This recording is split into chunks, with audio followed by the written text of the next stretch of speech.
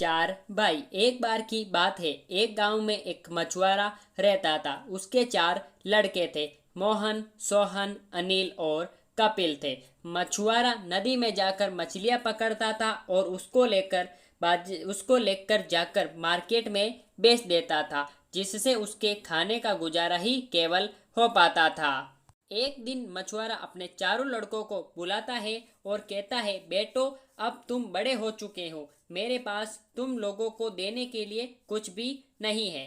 इस मछुआरे के काम में ज़्यादा कमाई भी नहीं है। तुम शहर में जाकर कोई कमाई का हुनर सीखो और जिससे तुम भी कमाई करो।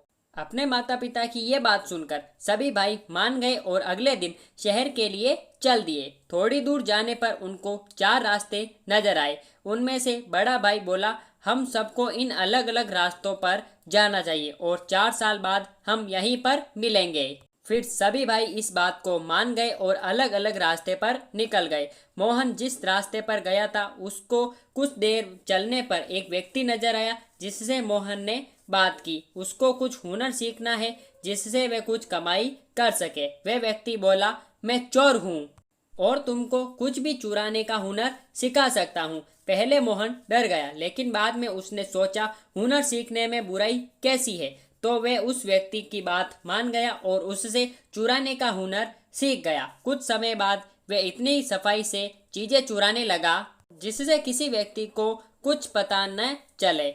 दूसरा भाई सोहन जिस रास्ते पर गया था, उस पर चलने पर वह एक नदी के पास पहुंचा, जहां पर एक व्यक्ति टेलीस्कोप की मदद से आकाश के तारों और ग्रहों को देख रहा था। मोहन ने उस व्यक्ति से हुनर सीखने की बात बताई।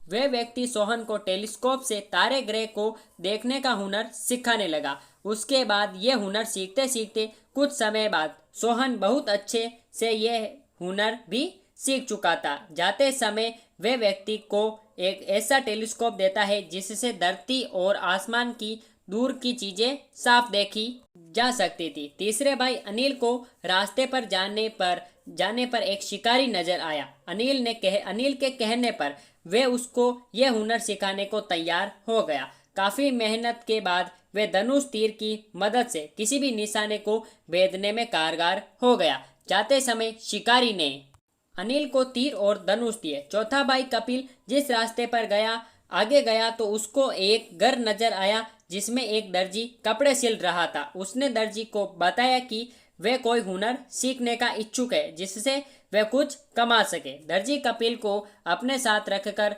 उसको सिलाई बुनाई सिखाने लगा, जिससे कुछ समय बाद वह बहुत अच्छा दर्जी बन गया। जाते समय दर्जी ने उसको सुई और धागा दिया। 4 साल बाद सभी भाई उसी रास्ते पर एक साथ मिले और अपने घर गए। घर जाकर सबने अपने पिता को अपने अपने हुनर के बारे में बताया। उसने उन सब के हुनर को जांचने की सोची और वे सबको लेकर एक पेड़ के पास लेकर गया, जिस पर एक चिड़िया ने अंडे दे रखे थे और वे वहीं बैठी थी। उसके पिता ने अपने दूसरे लड़के सोहन से पूछा, देखकर बताओ कितने अंडे हैं। वे उसने टेलीस्कोप निकाला और बता दिया कि वहाँ 5 अंडे हैं। फिर उसने अपने पहले लड़के मोहन को बोला, जाकर अंडे लेकर आओ, लेकिन चिड़िया को पता नहीं चलना चाहिए। उसने ऐसा ही किया। वे बड़ी सफाई से अंडे लेकर आया।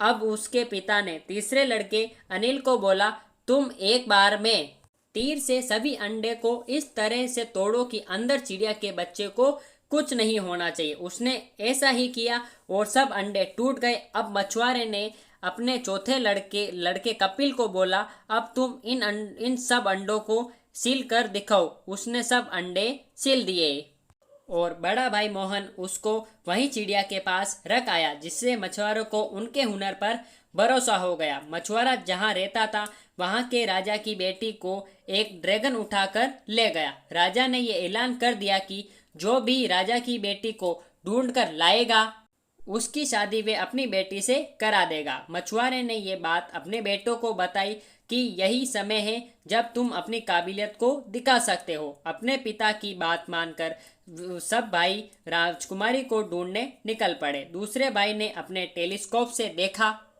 तो उनको पता लगा कि ड्रैगन राजकुमारी को अपने साथ एक टापू पर लेकर गया है। उन्होंने राजा से टापू पर जाने के लिए एक नाव की मांग की। राजा ने उनको नाव देकर विदा कर दिया। वहां पहुंचकर पहले भाई मोहन ने अपनी बड़ी सफाई से राजकुमारी को लेकर नाव पर आ गया।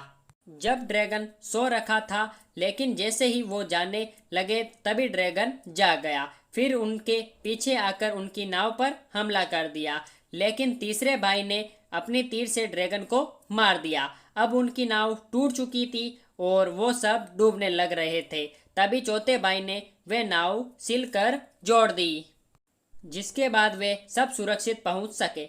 जिसके बाद राजा ने चारों भाइयों से कहा, तुम सब आपस में यह निर्णय कर लो कौन मेरी बेटी से शादी करेगा। सभी भाई आपस में राजकुमारी से शादी करने के लिए लड़ने लगे और सभी राजकुमारी को बचाने के लिए अपने काम को गिनवाने लगे। राजा ने सोचा, ऐसे में किसी एक के साथ शादी करने पर मेरी बेटी खुश नहीं रहेगी। इसलिए राजा ने उन चारों भाइयों को अपना आधा राज्य देने का निर्णय किया। आधा राज्य पाकर चारों भाई खुशी खुशी अपने पिता के साथ रहने लगे। अब वो अमीर हो गए थे। तो मेरे प्यारे भाइयों और बहनों, आपको आज की हमारी कहानी आपको कैसी लगी, आप हमें नीचे कमेंट बॉक्स में बता सकते हैं। साथ ही साथ ऐसी ही धमाकेदार एंड मज़ेदार मोरल स्टोरीज के लिए आप हमारे चैनल को सब्सक्राइब करके बेल आइकन जरूर प्रेस करें, ताकि हमारी ऐसी वीडियोस की सब नोटिफिकेशन सबसे पहले आप तक पहुंच सके जैसे हम उस वीडियो को अपलोड करें। फिर मिलेंगे ऐसी धमाकेदार स्टोरी के साथ। तब तक के लिए गुड बाय। जय हिंद, जय भारत। Thanks for watching.